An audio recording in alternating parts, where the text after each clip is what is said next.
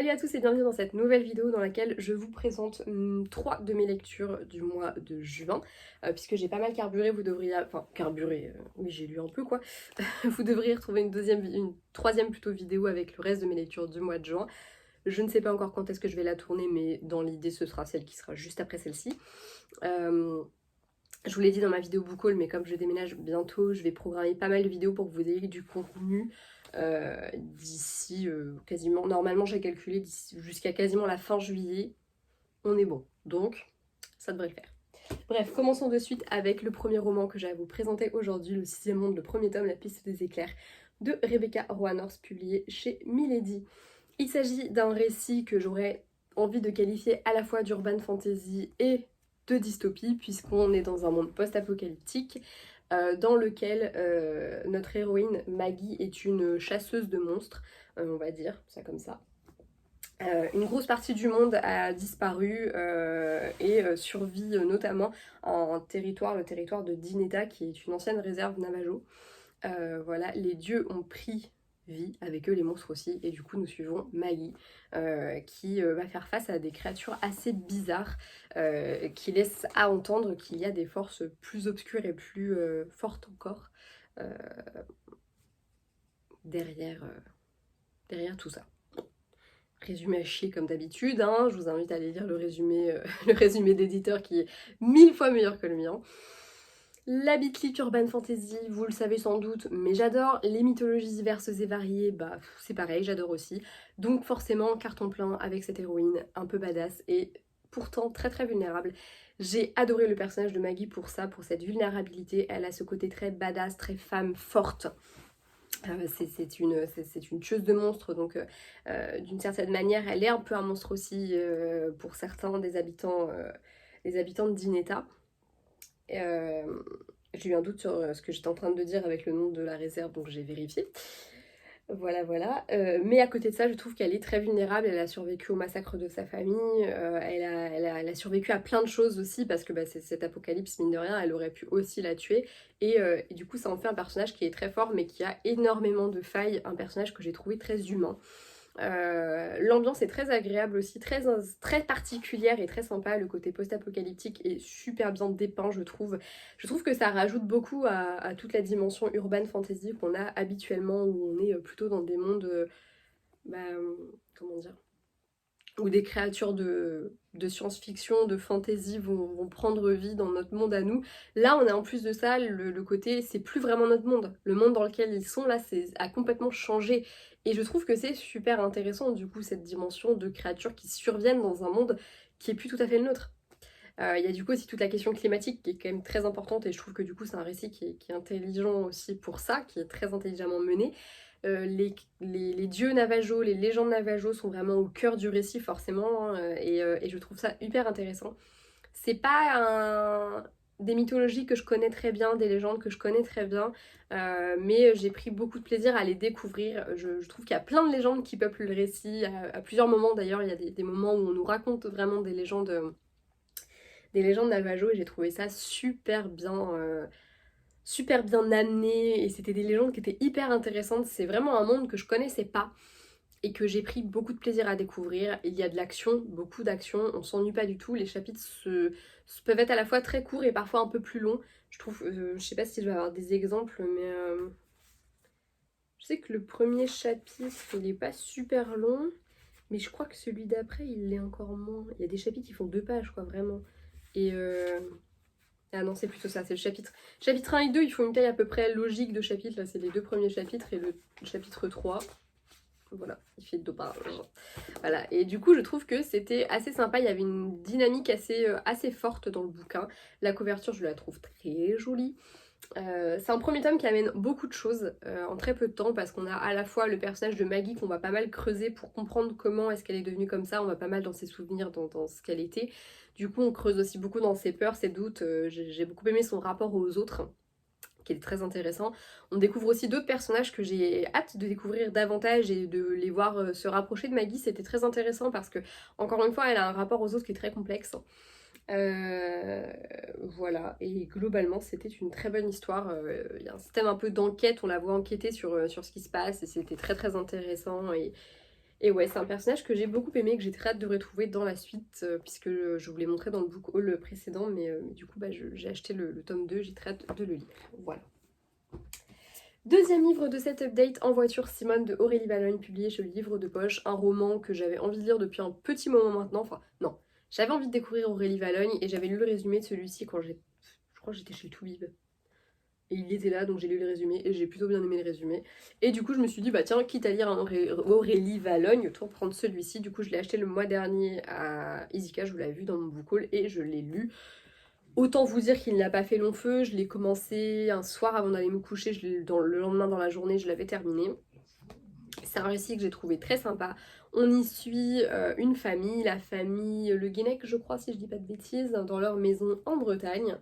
On va suivre le père qui est un peu particulier, disons que voilà, il n'est pas toujours très diplomate dans ses façons de parler, notamment à ses belles-filles, donc 3 belles-filles qui vont être un petit peu le...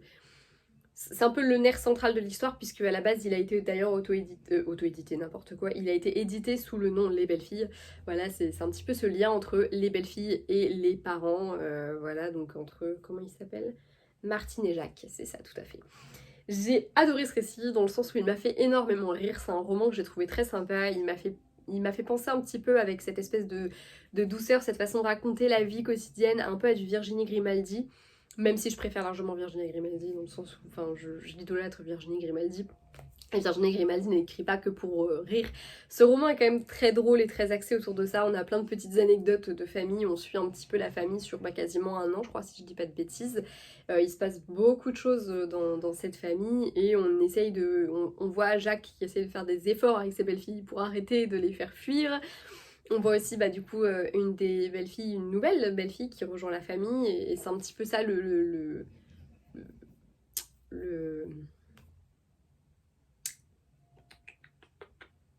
l'intrigue principale du récit, c'est un peu cette belle-fille qui rejoint la famille et on va suivre un petit peu tous les changements qui s'opèrent au sein des Le Guenec et voilà.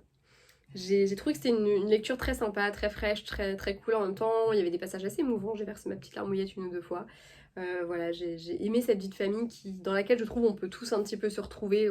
Il y a beaucoup de personnages qui vont nous faire penser à soit des gens de notre famille, soit des gens qu'on connaît et qu'on imagine très bien comme ça dans leur repas de famille. Et du coup, j'ai trouvé ça assez drôle. Moi, parfois, ils m'ont fait penser, c'est bête, mais ils m'ont fait penser à d'anciens clients d'Inter. Voilà, et j'ai trouvé ça assez rigolo. Il y a plein d'anecdotes très drôles et cette dynamique familiale qui est plutôt cool. Donc, c'est un récit que je vous conseille et qui se lit plutôt facilement. Je vous imagine très bien sur la plage en Bretagne en train de bouquiner ça. Voilà, je dis ça comme ça, c'est pas du tout pour vous inciter à aller en Bretagne cet été. Je vois pas de quoi vous parler. Le dernier roman de cette update, il s'agit de Three Dark Crowns de Kendare Blake aux éditions Léa, dans lequel, parce que du coup il est vraiment tout seul, 3 sœurs, 3 reines qui arrivent à l'année où elles vont devoir s'entretuer, chacune a un don particulier. Mirabella, c'est Mirabella au moins. Attendez, je reprends les prénoms parce que... Ouais, c'est ça. Mirabella, c'est une puissante élémentaire. Kalarine, elle est empoisonneuse dans l'idée, elle est censée pouvoir ingérer plein de poisons et également empoisonner les gens, mais sans subir l'effet des poisons. Et Arsinoé, je sais pas trop comment ça se prononce, mais je suppose comme ça s'écrit, Arsinoé, est une naturaliste et du coup elle aurait le pouvoir et de contrôler les animaux et de couvrir les arbres de fruits, de faire éclore les fleurs, etc. Voilà, donc toutes les générations vont naître 3 triplés qui vont être séparés à peu près à l'âge de 6 ans. Élevées chacune de leur côté pour développer leur pouvoir et va arriver l'année de leurs 16 ans où elles ont 1 an pour s'entretuer les unes les autres. Nice! Voilà, et du coup nous arrivons à l'année de leurs 16 ans et voilà, elles sont en train de se préparer pour le festival de Beltane avec la cérémonie de la révélation, tout ça, où elles sont censées en foutre plein la vue à tout le monde. Et voilà, et après elles ont 1 an pour s'entretuer, donc voilà, nous suivons donc ces 3 sœurs. Le fait de les suivre les unes les autres, bah, ça fait qu'on est un petit peu attaché à toutes et qu'on n'a aucune envie d'en voir une seule crever. On se dit, bah ouais, mais... J'ai vraiment aimé ce récit parce que d'un bout à l'autre, je ne voyais pas comment elle allait s'en sortir. Je ne voyais pas où est-ce qu'elle nous emmenait, je me suis laissée complètement bluffer. La fin est vraiment, vraiment bien. Le récit, je l'ai trouvé un petit peu lent parfois, même si le fait de suivre plusieurs personnages, ça fait qu'il y a quand même beaucoup d'action. J'avoue que j'avais hâte d'arriver à Beltane parce qu'en fait j'avais envie de savoir comment ça allait se passer, j'avais envie de voir le face à face entre les trois sœurs qui ne se sont pas vues depuis 10 ans, j'avais envie d'arriver au bout en fait, j'avais envie de savoir comment est-ce qu'elle allait démêler tout ça parce qu'il se passe vraiment beaucoup de choses, il y a plein de conflits internes, il y a plein de manipulations politiques et j'avais très envie de voir comment elle allait s'en sortir avec toutes les choses qu'elle avait amenées et franchement je trouve que l'autrice s'en sort brillamment et nous offre une fin vraiment très intelligente. J'ai super hâte de lire la suite du coup parce que j'ai très très hâte de découvrir un peu plus tout ce qui va se passer durant cette année.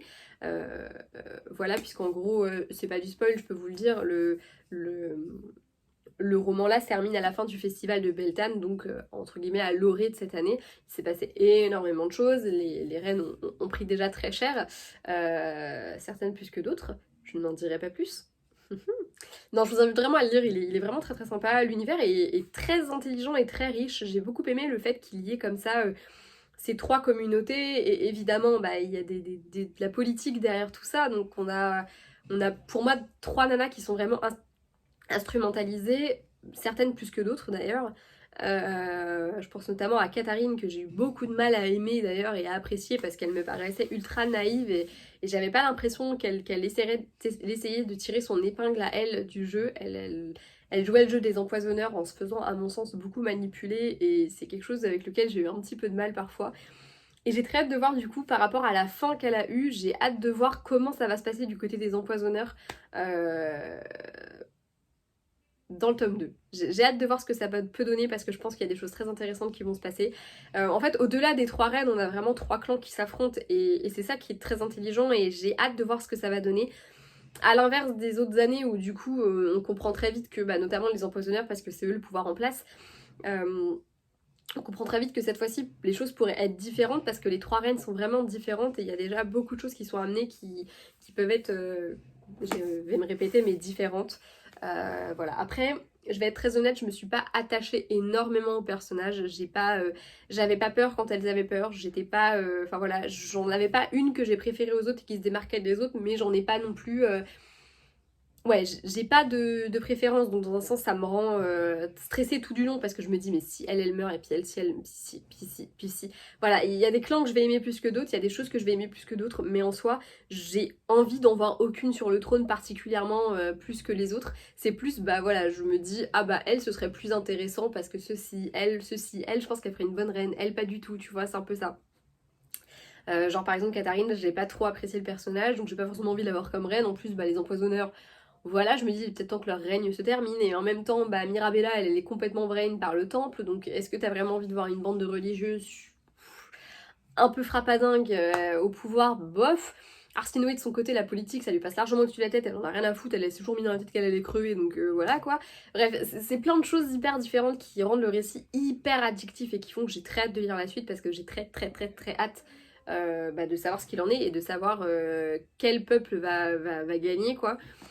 Après évidemment il y a des choses qui se passent dans les dernières pages qui vont forcément influencer les tomes suivants, je n'en dis pas plus, je ne veux spoiler personne et c'est un récit que j'ai beaucoup aimé. Voilà, malgré ce côté je me suis attachée à personne.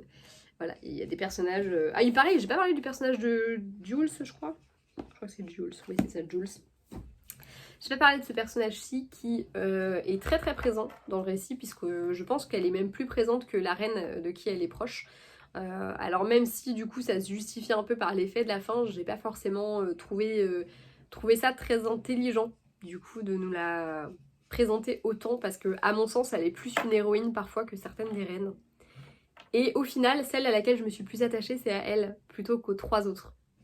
Et je trouve ça un peu dommage du coup parce que j'aurais aimé en fait m'attacher tellement aux trois reines que j'aurais été complètement déchirée à chaque fois qu'il y en a une à qui il arrive quelque chose. J'aurais aimé me sentir vraiment déchirée entre tous les personnages alors qu'en fait la seule à qui j'avais pas envie qu'il arrive quelque chose dans celui-là c'était Jules, c'est les trois quarts du temps. Même si des fois elle m'a un peu gonflée. Mais du coup je trouve que c'est celle qui m'a fait le vivre le plus d'émotions en fait. Et voilà, c'est un petit peu le bémol je trouverais du bouquin. Mais encore une fois j'attends de voir la suite pour vraiment m'exprimer sur la saga complète. Voilà, c'est tout pour cette vidéo, j'espère qu'elle vous aura plu. Je vous invite à vous abonner, à lâcher un like, un commentaire, me dire ce que vous avez pensé de ces bouquins, si vous les avez lus, si vous avez envie de les lire. N'hésitez surtout pas à me le dire. Et puis je vous retrouve très bientôt pour une prochaine vidéo. Jusque là, lisez beaucoup et à la prochaine, salut!